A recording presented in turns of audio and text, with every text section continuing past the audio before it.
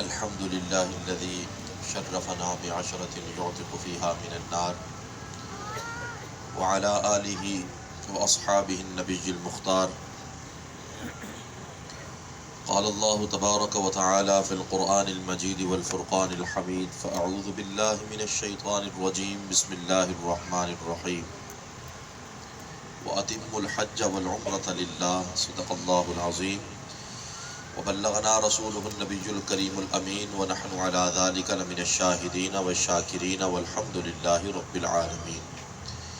الصلاة والسلام عليك يا رسول الله، الصلاة والسلام عليك يا حبيب الله، الصلاة والسلام عليك يا نبي الله وعلى آلك وأصحابك يا رحمة للعالمين. مولاي صل وسلم دائما ابدا على حبيبك خير الخلق كلهم هو الحبيب الذي ترجى شفاعته لكل هول من الاهوال مقتحم. يا رب بالمصطفى بلغ مقاصدنا واغفر لنا ما مضى يا واسع الكرم. يا صاحب الجمال ويا سيد البشر من وجهك المنير لقد نور القمر لا يمكن الثناء كما كان حقه. بعد از خدا بزرگ تو یہ قصہ مختصر.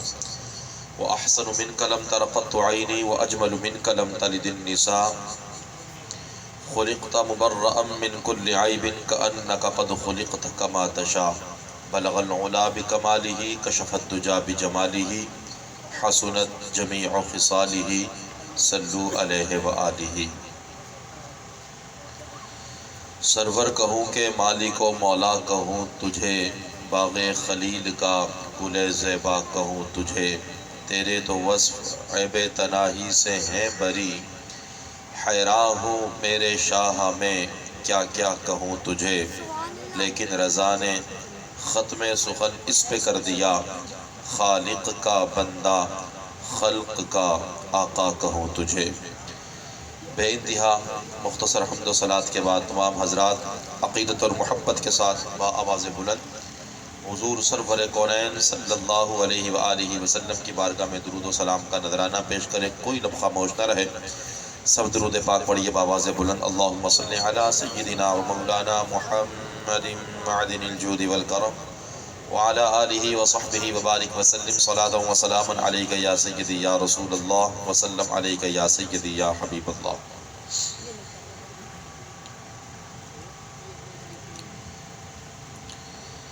آج کی یہ محفل محترم جناب محمد تصور خان کی حرمین شریفین کی حاضری کے حوالے سے انعقاد پذیر ہے کہ اللہ رب العالمین نے انہیں حرمین شریفین کی زیارت کا شرف عطا فرمایا ہے. تو یہ شکرانے کی محفل ہے. اللہ رب العالمین اس محفل کو اپنی بارگاہ میں شرف قبولیت عطا فرمائے. ابھی فلیٹ شاید ان کی تاخیر کا شکار ہو گئی، صبح شاید انہوں نے پہنچنا تھا، تو ابھی راستے میں ہیں اور کچھ ہی دیر کے بعد انشاءاللہ العزیز وہ اپنے گھر پر تشریف لے آئیں گے.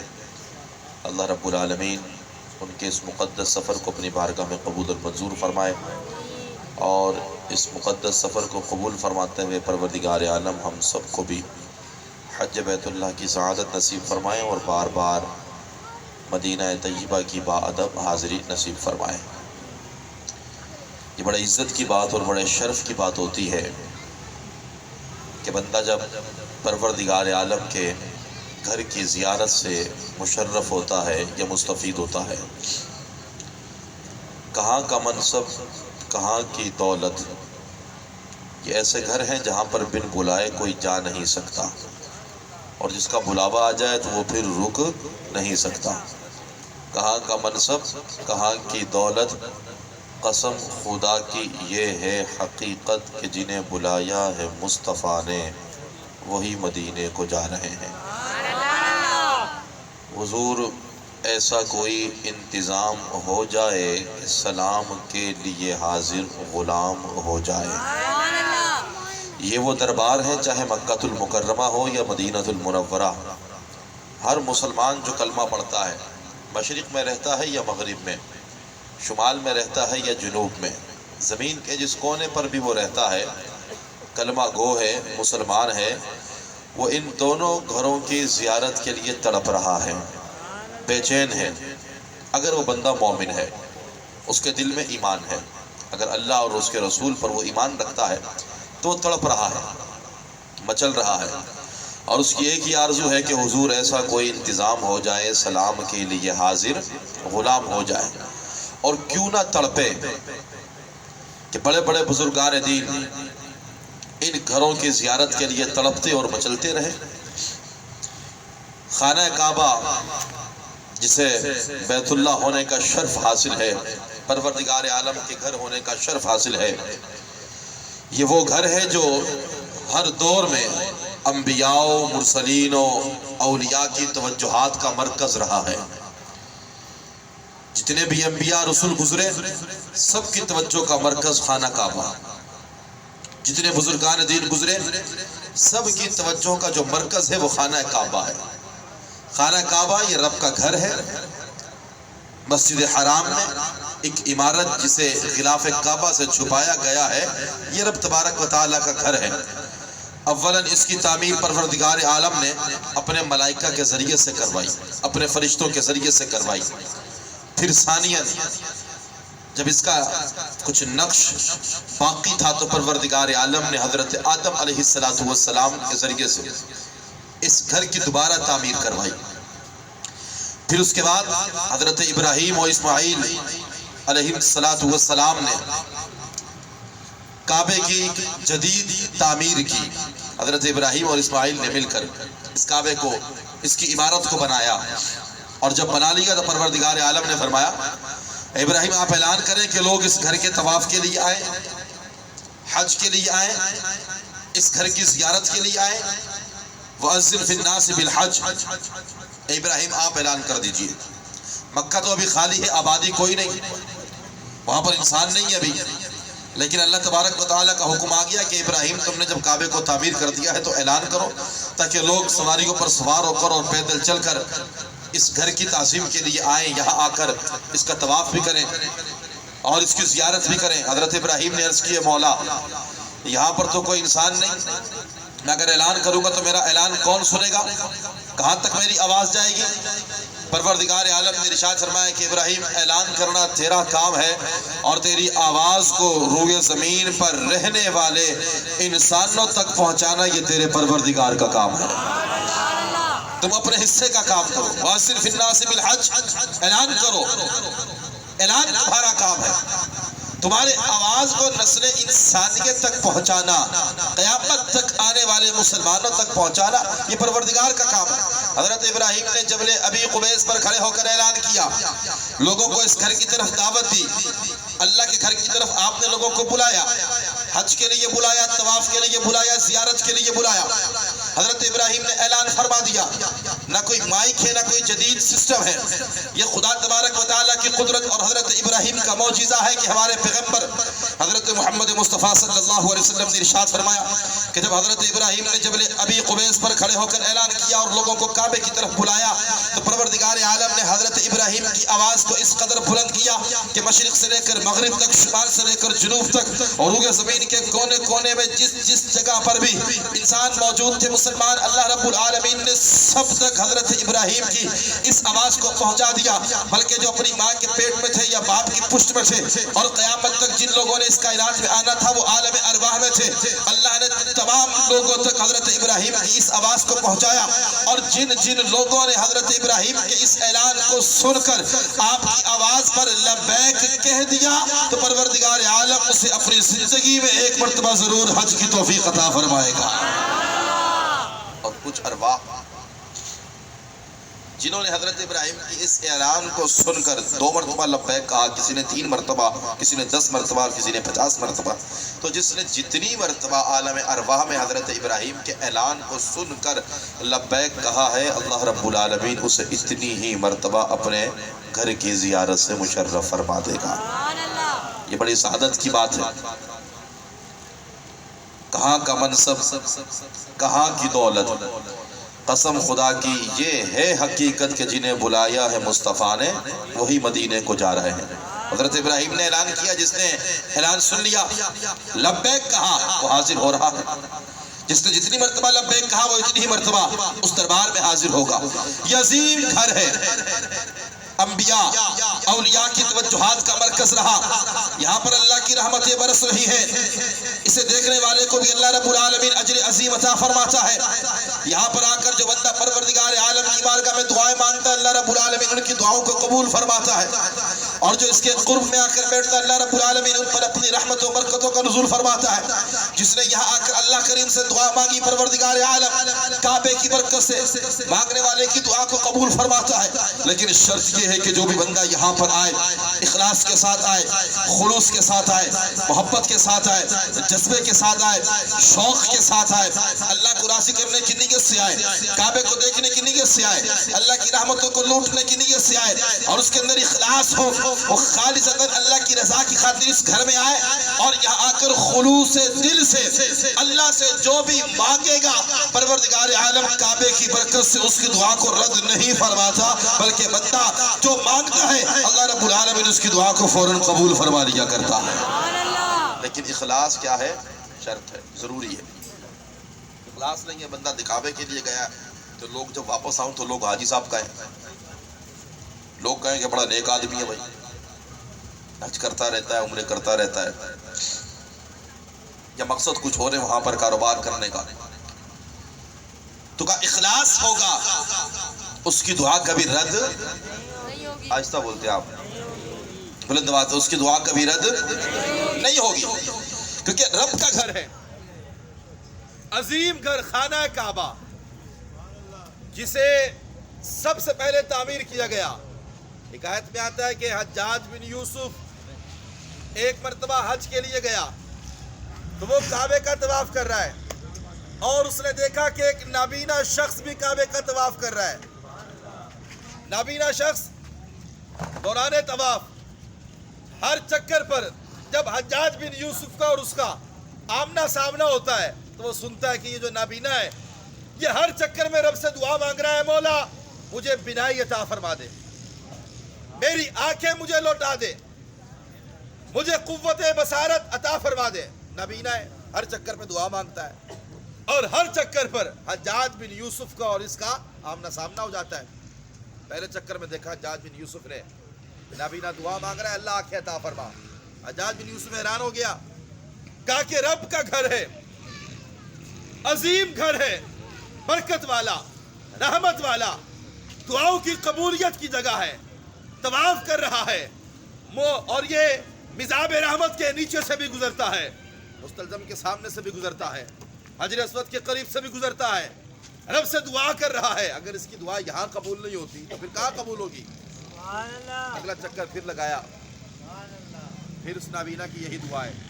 حجاج بن یوسف کہا کہ تو ہر چکر پر دعا مانگتا ہے، اللہ سے بینائی کا طلبگار ہے، قوت بصارت کا تو طلبگار ہے، اور تو چکر پہ چکر لگا رہا ہے مگر تجھے تیری بینائی واپس نہیں ملتی۔ یاد رکھ، اگر اگلے چکر پر میرا اور تیرا سامنا ہوا اور تیری بینائی واپس نہ آئی تو میں تجھے قتل کروا دوں گا، میں تیرے قتل کے آرڈر جاری کر دوں گا، تجھے قتل کر دیا جائے۔ آنکھیں تو تیری ویسے نہیں ہیں، اگر اگلے چکر پر تیری دعا قبول نہ ہوئی اور تیری آنکھیں واپس نہ ہوئی تو تیرے قتل کا اعلان ہو جائے گا۔ اب وہ نبینا جو ہر چکر پر رب سے دعا کر رہا ہے مگر بینائی واپس نہیں آ رہی، آنکھیں واپس نہیں آ رہی، روشنی واپس نہیں آ رہی، اب جب حجاج بن یوسف نے قتل کی دھمکی دی، حجاج بن یوسف ایک بڑا ظالم بادشاہ گزرا ہے اپنی تاریخ کا، لیکن اسے ظالم اور جابر ہم نہیں کہتے اس لیے کہ اس کے کچھ اعمال جو ہیں وہ بہت اچھے ہیں۔ قرآن مجید فرقان حمید پر یہ جو اعراب لگے ہوئے نا زبر زیر پیش، یہ حجاج بن یوسف کے دور میں اور اس کے حکم پر لگائے گئے، لیکن تاریخ نے لکھا کہ یہ بڑا ظالم بادشاہ تھا۔ نابینا کو یقین ہو گیا اگر میری بینائی واپس نہ آئی تو میں حجاج بن یوسف کے کردار سے واقف ہوں اور اس کے فیصلوں کو میں خوب جانتا ہوں، اگر بینائی واپس نہ آئی تو حجاج بن یوسف مجھے لازمی قتل کر دے گا۔ اب وہ نابینا شخص طواف بھی کر رہا ہے، رو بھی رہا ہے، گڑ گڑا بھی رہا ہے اللہ کی بارگاہ میں، اے مولا پہلے تو صرف آنکھوں کا معاملہ تھا، اب تو زندگی کا سوال ہے۔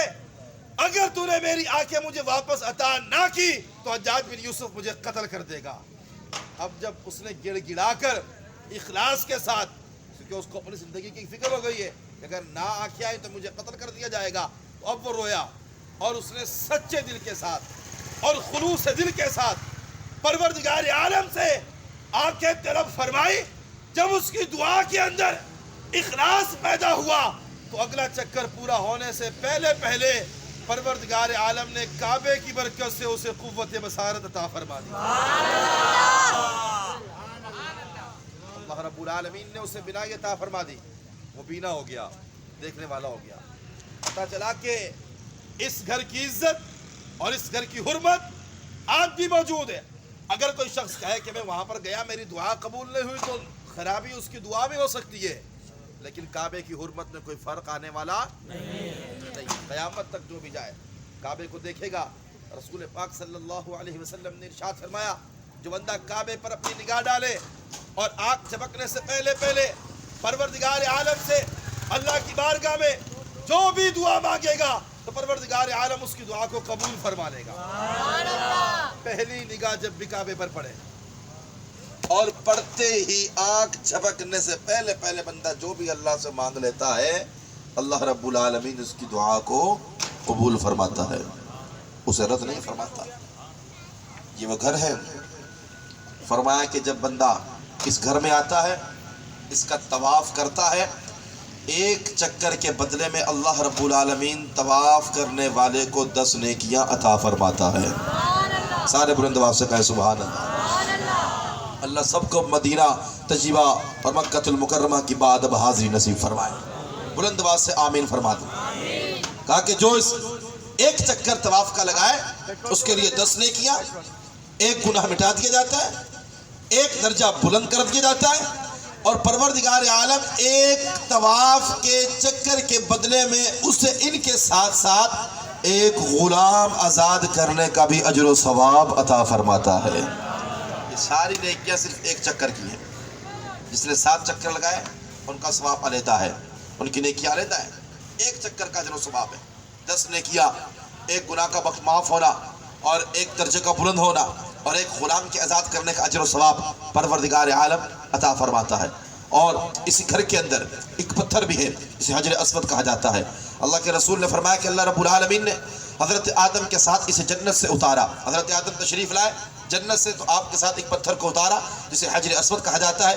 یہ برف کی طرح سفید تھا، لیکن نسل انسانیت ان کے گناہوں کی وجہ سے یہ پتھر سیاہ ہو گیا اور اس کا نام حجر اسود پڑ گیا۔ اللہ کے رسول نے فرمایا کہ جو اس کو چومے یا اس کی طرف استلام یعنی اشارہ کر کے، ہاتھ کا اشارہ کر کے اسے چوم لے تو یہ پتھر قیامت کے دن اس کے ایمان کی گواہی دے گا۔ بلند آواز سے کہنا سبحان اللہ۔ یہ پتھر قیامت کے دن کیا کرے گا؟ اس کے ایمان کی گواہی دے گا۔ اور اس کے بعد حضرت فاروق اعظم رضی اللہ تعالیٰ عنہ، حضرت مولا کائنات مشکل کشا شیر خدا کرم اللہ وجہ الکریم، آپ دونوں کا ایک واقعہ کہ حضرت سیدنا فاروق اعظم رضی اللہ تعالیٰ عنہ ایک مرتبہ آپ طواف فرما رہے تھے، چلتے چلتے آپ حجر اسود کے قریب پہنچے تو آپ نے حجر اسود کو مخاطب کر کے کہا کہ اے پتھر، میں جانتا ہوں کہ تو پتھر ہے، اگرچہ تو ایک جنتی پتھر ہے، لیکن میں جانتا ہوں کہ تو ایک پتھر ہے، نہ کسی چیز کا نفع دے سکتا ہے نہ نقصان پہنچا سکتا ہے، لیکن یاد رکھ عمر تجھے چومتا ہے تو اس لیے نہیں چومتا کہ تو جنتی پتھر ہے، عمر کے چومنے کی وجہ یہ ہے کہ عمر کے نبی نے تجھے چوما ہے، عمر کے آقا نے تجھے چوما ہے، میرے نبی نے تجھے چوما ہے، اس لیے میں تجھے چومتا ہوں، وگرنہ میں جانتا ہوں کہ تو ایک پتھر ہے، نہ کسی چیز کا نفع دے سکتا ہے نہ نقصان۔ حضرت مولا کائنات مشکل کشا شیر خدا کرم اللہ وجہ الکریم نے حضرت فاروق اعظم رضی اللہ تعالی عنہ کے ان کلمات کو سنا تو مخاطب کر کے کہا کہ اے عمر، ایسا نہ بول کہ یہ پتھر ہے، نہ نفع دے سکتا ہے نہ نقصان، بلکہ یہ نفع بھی دیتا ہے نقصان بھی دے سکتا ہے۔ میں نے اللہ کے رسول سے سنا ہے کہ پروردگار عالم نے حجر اسود کو تو آ کے عطا فرمائی ہے، جو بھی اسے چومتا ہے یا اس کی طرف اشارہ کر کے اپنے ہاتھ کو چومتا ہے، حجر اسود اپنی نگاہوں سے انہیں دیکھ لیتا ہے، اور جس نے بھی اسے چوما ہے یہ پتھر قیامت کے دن اللہ کے حضور چومنے والے کی ایمان کی گواہی دے گا۔ یہ پتھر گواہی دے گا پروردگار یہ شخص وہ ہے جو تیرے گھر میں آیا اور اس نے یہاں آ کر حجر اسود کو چوما تو اس کے ایمان کی گواہی ایک پتھر دے گا۔ رحمت دو عالم صلی اللہ علیہ وسلم نے ارشاد فرمایا اللہ رب العالمین ہر روز رات کے وقت اہل زمین پر رحمت بری نگاہ ڈالتا ہے۔ جو پریشان ہے، مشکل میں ہے، رات کے آخری پہر میں اٹھ کر وضو کر کے نماز پڑھ کر اللہ کے حضور حاضر ہو جائے، اللہ کے دربار میں حاضر ہو جائے، اللہ سے مانگے تو انشاءاللہ العزیز اس وقت مانگی جانے والی دعا رد نہیں ہوگی۔ اللہ رب العالمین ضرور اس پہر میں اٹھ کر مانگنے والوں کی دعاؤں کو قبول فرماتا ہے۔ ہر روز اللہ رب العالمین اہل زمین پر رات کے وقت رحمت والی نگاہ ڈالتا ہے۔ فرمایا کہ اہل زمین پر سب سے پہلے جن پر اللہ نگاہ ڈالتا ہے وہ حرم والے لوگ ہوتے ہیں، جو حرم میں ہوتے ہیں۔ کہاں ہوتے ہیں؟ حرم میں۔ اور حرم میں بھی ان لوگوں پر سب سے پہلی نگاہ ڈالتا ہے جو خانہ کعبہ میں موجود ہوتے ہیں، اور پھر خانہ کعبہ میں موجود لوگوں میں سے ان لوگوں پر پروردگار عالم سب سے پہلے نظر فرماتا ہے جو طواف کعبہ میں مصروف عمل ہوتے ہیں، اور اس کے بعد ان لوگوں پر جو کعبے کی طرف منہ کر کے نماز پڑھ رہے ہوتے ہیں، اور نمبر 3 ان لوگوں پر بھی اللہ رب العالمین رحمت والی نگاہ ڈالتا ہے جو صرف کعبے کے سامنے بیٹھ کر کعبے کی زیارت سے مشرف ہو رہے ہوتے ہیں، اور جو کعبے کا طواف کر رہے ہوتے ہیں اللہ رب العالمین رحمت بری نگاہ سے انہیں دیکھتا ہے، اور اپنی نگاہ ڈالتے ہی پروردگار عالم طواف کرنے والوں کے تمام گناہوں کو، ان کی خطاؤں کو اور ان کی لغزشوں کو معاف فرما دیا کرتا ہے۔ یہ خوش قسمتی ہے ان لوگوں کی جو اس گھر میں جاتے ہیں۔ سعادت کی بات ہے اس گھر کو دیکھتے ہیں کہ جس گھر کو امام الانبیاء نے دیکھا ہے، کہے سبحان اللہ۔ اس گھر کا طواف کرتے ہیں جس گھر کا طواف آمنہ کے لال نے کیا ہے، کہے سبحان اللہ۔ اس گھر کا طواف کرتے ہیں جس کا طواف سیدنا صدیق اکبر نے کیا، اس گھر کا طواف کرتے ہیں جس کا طواف فاروق اعظم نے کیا، اس گھر کا طواف کرتے ہیں جس گھر کا طواف سیدنا عثمان غنی نے کیا، اس گھر کا طواف کرتے ہیں جس گھر کا طواف مولا کائنات مشکل کشا نے کیا، جس کا طواف تمام صحابہ نے کیا، تابعین نے کیا، امام حسن و حسین نے کیا۔ یہ سعادت کی بات، اس سے بڑی سعادت کیا ہوگی؟ اس گھر کو دیکھتے ہیں کہ جس کی تعمیر حضرت ابراہیم و اسماعیل نے اپنے ہاتھوں سے کی، اس گھر کو دیکھتے ہیں کہ جس کی تعمیر حضرت آدم علی نبی جینا علیہ السلام نے کی، اس گھر کو دیکھتے ہیں کہ اولاً جس گھر کی بنیاد پروردگار عالم نے اپنے فرشتوں کے ذریعے سے فرمائی ہے، اور اس گھر کے لیے رب کائنات فرما رہا ہے اور روئے زمین پر سب سے پہلے جو گھر بنایا گیا وہ گھر خانہ کعبہ ہے، اللہ کی عبادت کے لیے۔ ان اول بیت وضع للناس للذی ببکۃ مبارکا وہدی للعالمین، یہی وہ پہلا گھر ہے جو بنایا گیا عبادت کرنے والوں کے لیے اور جہان والوں کے لیے، اس میں ہدایت ہے۔ ایک اور حدیث میں امام الانبیاء علیہ السلام نے ارشاد فرمایا اللہ رب العالمین حرم والوں پر 120 رحمتیں نازل فرماتا ہے، 60 رحمتیں ان کے لیے ہوتی ہیں جو کعبے کا طواف کر رہے ہوتے ہیں، 40 رحمتیں ان کے لیے ہوتی ہیں جو اس وقت وہاں پر نماز پڑھ رہے ہوتے ہیں، اور 20 رحمتیں ان لوگوں کے لیے ہوتی ہیں جو اس وقت صرف وہاں بیٹھ کر کعبے کی اپنی آنکھوں کے ساتھ زیارت کر رہے ہوتے ہیں۔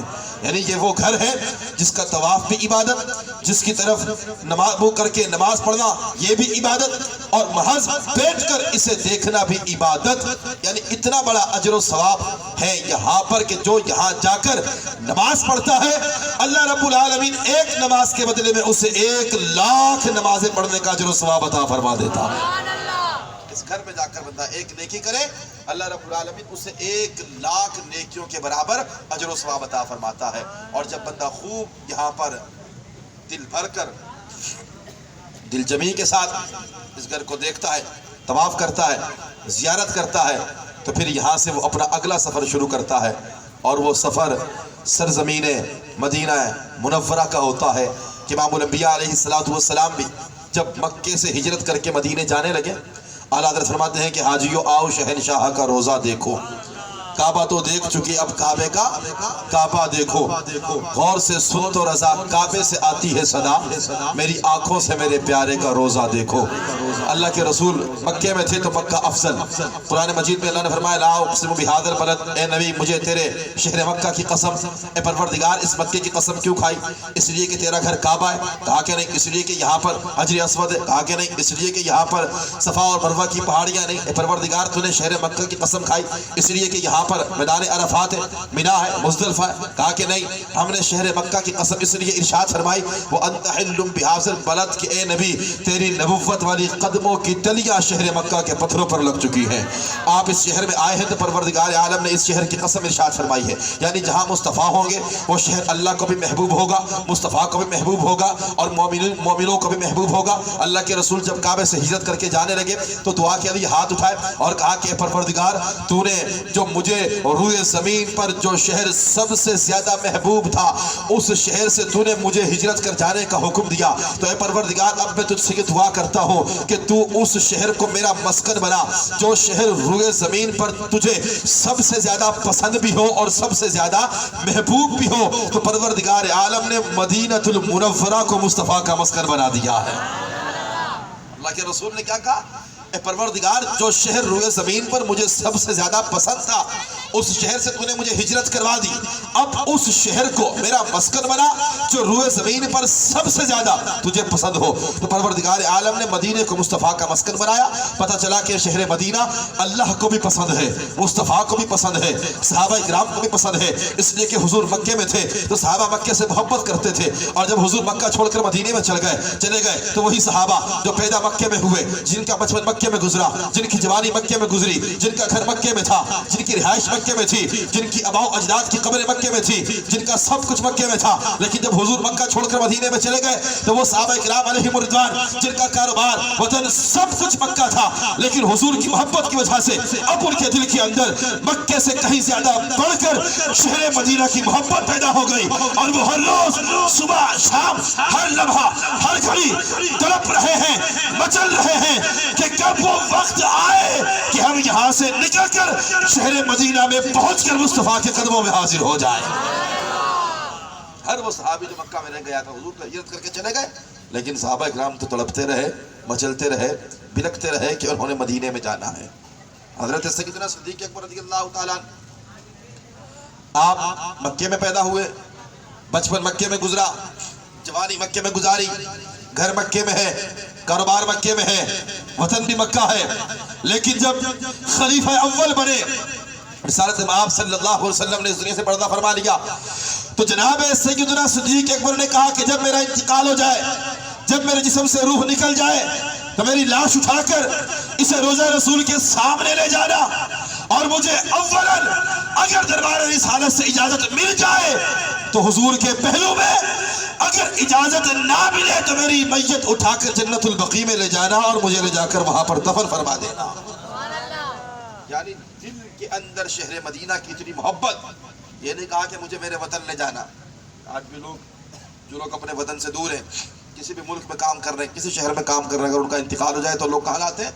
वापस उसके आबाई घर में, जहाँ उसकी पैदाइश, जहाँ उसका आबाई घर हो, रिश्तेदार हो, खानदान हो, जहाँ वो पैदा होता है, जहाँ उसका बचपन गुजरता है, जहाँ उसकी जवानी गुजरती है। इसलिए कि फितरतन इंसान के दिल के अंदर उसके वतन की मोहब्बत होती है। अब मक्का है, सिद्दीक़ अकबर की पैदाइश वहाँ, घर वहाँ, वतन वहाँ, अबाओ अजदाद सबकी यादें, सबकी खबरें मक्के में। हज़रत अबू बकर ने यह नहीं कहा कि जब मैं मर जाऊं तो मेरा जनाजा उठाकर मक्के में ले जाना, इसलिए कि अल्लाह का घर है, अल्लाह का बैतुल्लाह है, सरजमीन हरम है। इब्राहीम और इस्माइल ने इस घर का तवाफ किया, हज़रत आदम ने इस घर को बनाया। यहाँ पर एक नमाज का सवाब 1 लाख नमाज पढ़ने के बराबर है। लेकिन सैयदना सिद्दीक़ अकबर अफज़लुल बशर बादल अंबिया, काबा भी है, जाने की ताकत और इस्तात भी है, लेकिन अपने جاننے والوں سے کہا کہ جب ابو بکر کا انتقال ہو جائے تو مکہ نہیں، اس اولاً حضور کے پہلو میں اگر اجازت نہ ملے تو جنت البقیع کے اندر دفن کر دینا۔ صحابہ کرام نے یہی کیا کہ جب انتقال ہو گیا تو ان کا جنازہ اٹھا کر لے گئے اور حضور کی چوکھٹ کے سامنے رکھ دیا، اور جو الفاظ سیدنا صدیق اکبر نے کہے تھے یہ کہنا کہ یا رسول اللہ یہ آپ کا غلام ہے اور آپ کے برابر میں دفن ہونے کی اجازت چاہتا ہے، اگر اجازت مل جائے تو پہلو مصطفیٰ میں، اجازت نہ ملے تو جنت البقیع میں۔ جب ایک بندے کے دل میں اپنے نبی کے لیے اتنی محبت ہو، نبی کے شہر کے لیے اتنی محبت ہو، جیسے ہی یہ الفاظ ابھی صحابہ کرام نے کہے تھے، فوراً روضہ رسول سے آواز آئی اوصل الحبیب الی الحبیب، کہ یار کو یار کے ساتھ ملا دو۔ دروازہ خود بخود کھل گیا، جناب سیدنا صدیق اکبر کو حضور کے پہلو مبارک کے اندر دفن فرما دیا۔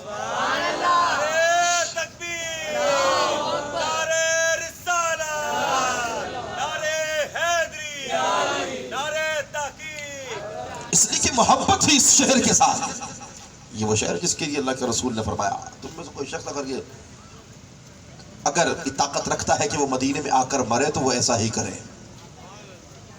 کوئی شخص اگر یہ طاقت رکھتا ہے کہ مدینے میں آ کر مرے تو وہ ایسا ہی کرے، اس لیے کہ اولاً سب سے پہلے جب حضور کی قبر کھلے گی آپ باہر تشریف لائیں گے، پھر سیدنا صدیق اکبر فاروق اعظم، پھر حضور جنت البقیع میں جائیں گے اور تمام لوگ اپنی قبر سے باہر نکلیں گے۔ اولاً حضور جن کی شفاعت فرمائیں گے سب سے پہلے وہ لوگ ہوں گے جو جنت البقیع کے اندر مدفون ہیں۔ اور مدینہ کی بات ہی نرالی ہے، وہ مدینہ جو کونین کا تاج ہے، جس کا دیدار مومن کی معراج ہے، یہ وہ مدینہ ہے۔ سب سے زیادہ صحابہ اکرام جس شہر میں آرام فرما ہے وہ رسول اللہ کا شہر مدینہ ہی تو ہے، جس کے لیے حضرت عائشہ نے کہا یہ وہ شہر مدینہ ہے، اللہ کے رسول کے دربار میں 70,000 فرشتہ صبح کو آتا ہے اور شام تک حضور کے دربار میں وہ درود و سلام پڑھتا رہتا ہے۔ جب یہ 70,000 فرشتے جاتے ہیں تو اگلی جماعت فرشتوں کی آتی ہے اور وہ ساری رات دربار مصطفیٰ میں رہتے ہیں، درود و سلام پڑھتے رہتے ہیں، یعنی 24 گھنٹے کے اندر 1,40,000 فرشتے دربار رسالت میں آتے ہیں اور مصطفیٰ پر درود و سلام پڑھتے رہتے ہیں۔ کوئی بھی لمحہ روزہ رسول کا خالی نہیں ہوتا کہ جس میں بیک وقت 70,000 فرشتہ حضور کے دربار کے اندر موجود نہ ہوتا۔ انسانوں کی گنتی کو آپ ہٹائیں، 70,000 فرشتہ بیک وقت بارگاہ رسالت میں جلوہ گر ہوتا ہے، اور وہ جب بھی آتا ہے اپنے وقت میں